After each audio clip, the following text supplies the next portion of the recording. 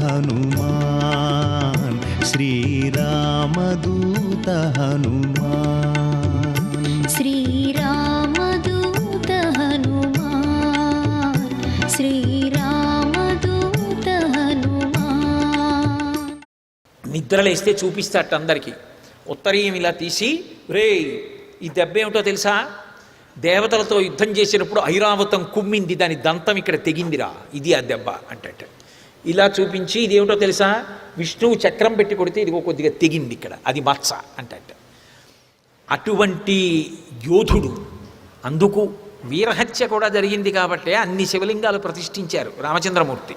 అంతటి మహాయోధుడు. ఐరావత విషాణగ్రైరాపీడన కృతైవ్రణౌ వజ్రోల్లిఖిత పీనాంసౌ విష్ణుచక్ర పరీక్షితౌ. కాలు మీద దెబ్బ చూపిస్తాట. ఇదేమిటో తెలుసా, ఇంద్రుడు వజ్రం పెట్టి కొడితే ఇక్కడ తెగింది, ఇది వచ్చేసా మచ్చబడింది అంటట. అయితే ఇది బాగుంది వినడానికి, రావణాసురుడు ఎంత యోధుడో అనిపిస్తుంది. కానీ వాళ్ళందరూ ఎవరు? లోకపాలకులు, వాళ్ళ ధర్మాన్ని నిలబెట్టినటువంటి వాళ్ళు. విష్ణువు ఎవరిని కొడతారు, ఇంద్రుడు ఎవరిని కొడతారు? అలాంటి దెబ్బలన్నీ ఐరావతం ఎందుకు పొడిచింది నిన్ను, ఈ దెబ్బలన్నీ ఒంటి మీద ఎందుకున్నాయి అంటే ఆ మాట వాల్మీకి మహర్షి చెప్పారా? చెప్పరు. ఇది సౌందర్యం. కాబట్టి ఐరావత విషాణగ్రైరాపీడన కృతైవ్రణౌ వజ్రోల్లిఖిత పీనాంసౌ విష్ణుచక్ర పరీక్షితౌ పీనౌ సమసుజాతాంసౌ సంహతౌ బలసంయుతౌ సులక్షణ రకాంగుష్టౌ స్వంగుళీతలలక్షితౌ. ఆ భుజములు బాగా బలిసి ఉన్నాయిట. ఇక్కడ చూస్తే గుండ్రంగా ఉండి సొట్టలు పడి ఉన్నాయిట. అబ్బా ఏమి భుజాలు రా అనిపిస్తుంది. అటువంటి భుజాలు. ఈ 5 వేళ్ళు చూస్తే గోళ్ళు ఎర్రటి కాంతులతో సమంగా పెరిగి ఉన్నాయిట. లక్ష్మీ కళ ఉట్టి పడిపోతోంది ఆ వేళ్లల్లో. అటువంటి వేళ్లతో ఉన్నాడు. మాషరాశ ప్రతీకాశం నిశ్వసంతం భుజంగవత్ గాంగే మహతితోయాం తే ప్రసుప్త వివకుంజరం. మాషరాశ ప్రతీకాశం, మినువులు తీసుకొచ్చి పెద్ద రాశి పోస్తే ఎలా ఉంటాయో అలా ఉన్నట్టు. కాబట్టి మాషరాశ ప్రతీకాశం నిశ్వసంతం భుజంగవత్ గాంగే మహతితోయాం తే. గంగలో స్నానం చేసి వస్తున్న ఏనుగులో ఉన్నాడు. అంటే పడుకున్నాడు కాబట్టి ప్రశాంతంగా ఉన్నాడు. లేచాడా దుమ్మోసుకుంటాడు, మళ్ళీ ఎవరి మీదకో యుద్ధానికి ఎడతాడు, ఎక్కడో లోకనాశనం చేస్తాడు, ఎవరినో ఎత్తుకొస్తాడు, ఏదో ఇబ్బంది పెడతాడు, లేకపోతే ప్రశాంతత ఉండదు వాడికి. కాబట్టి గాంగే మహతితోయాం తే ప్రసుప్త వివకుంజరం. నిద్రపోతున్న ఏనుగు ఎలా ఉంటుందో అలా ఉన్నాడు. అక్కడతో సరిపోలేదు. సంహతౌ పరిఘాకారౌ వృత్తౌ కరికరోపమౌ విక్షిప్త శైనీ శుభ్రే పంచశీర్షా వివోరగౌ. ఏనుగు యొక్క తొండం ఎలా ఉంటుందో ఈ చేతులు అలా ఉన్నాయి. ఈ వేళ్ళు చివర చూస్తే ఏదో చెయ్యిలా పెట్టుకుని నిద్రపోతున్నట్టు లేడు. 5 తలల పాములు 2 పడుకుంటే ఎలా ఉంటుందో అలా ఉన్నాడు. ఆయన రోమకూపాల్లోంచేస్తున్నటువంటి తేజస్సు చేత కొట్టబడ్డారా అన్నట్టుగా దగ్గరకి కూడా వెళ్ళలేక స్తంభం మించి చూసి తెల్లబోయారు. ఏమి తేజస్సు రాయి రావణాసురుడిది అని. అక్కడి నుంచి సీతమ్మ ఇక్కడ లేదు, వెతకాలి కదూ. అందుకని లంకాపట్టణం అంతా అన్వేషించేశారు. ఎక్కడా సీతమ్మ కనపడలేదు.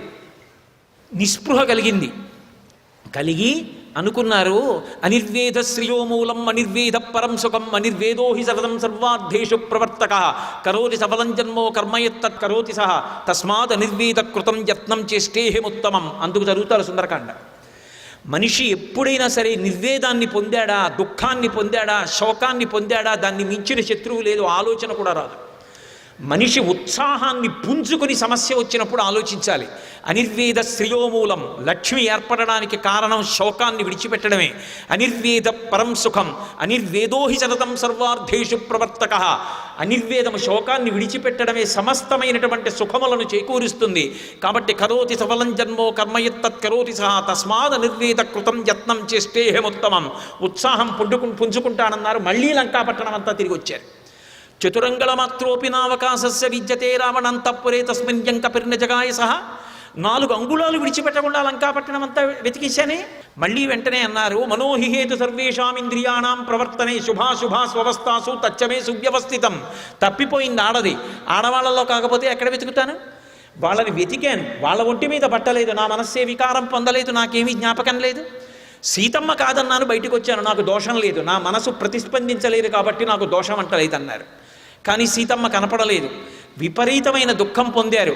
ఏమో సీతమ్మని రావణాసురుడు అపహరించి తీసుకొస్తున్నప్పుడు నా తల్లి ఆ గింజుకోణంలో సముద్రంలో పడిపోయి ప్రాణాలు విడిచిపెట్టిందో, రావణాసురుడు బంధీకృతని చేసి ఆ తల్లిని బాధ పెట్టినప్పుడు ఇక జీవితంలో తట్టుకోలేక కష్టాల్ని ఓర్చుకోలేక తనంత తాను శరీరం విడిచిపెట్టిందో, తనకి లొంగలేదని రావణాసురుడే భక్షించాడో, పక్కనున్నటువంటి రాక్షస స్త్రీలు తినేశారో, అయ్యో నా తల్లి శరీరంతో ఉండి ఉండదు, లేదా ఎవరికీ కనపడకుండా చిలకని పంజరంలో పెట్టినట్టు అంతఃపురంలో ఎక్కడో బంధీకృతురాల్ని చేసి ఉంటాడు. సీతమ్మ పరిస్థితి చూస్తే బహుశా శరీరంతో లేదు. ఇప్పుడు నేను తిరిగి వెళ్ళి సీతమ్మ జాడ కనిపెట్టలేకపోయాను, సీతమ్మ ప్రాణాలతో లేదన్న మాట చెప్పగానే ఆవలి ఒడ్డున శుభవార్త కోసం ఎదురు చూస్తున్నటువంటి వానరులందరూ ప్రాణాలు విడిచిపెడతారు.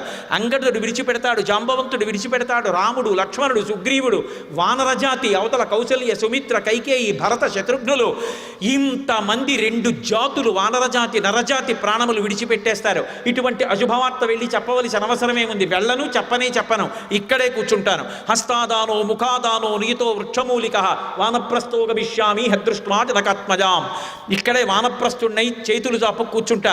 చేతిలో ఏదైనా పడిందా తింటాను, పడలేదా ఉండిపోతాను. ప్రాణాలు పోయే వెనక్కి వెళ్ళను, అశుభవార్త చెప్పను. శోకం వచ్చిన వాడు లొంగిపోతారని చెప్పినటువంటి హనుమకే శోకం వస్తే ఏకంగా తన విషయం కాదు 2 జాతులే మరణిస్తాయని తీర్మానం చేసి పారేశారు. సర్వం శ్రీ ఉమామహేశ్వర పరబ్రహ్మార్పణమస్తు. స్వస్తి.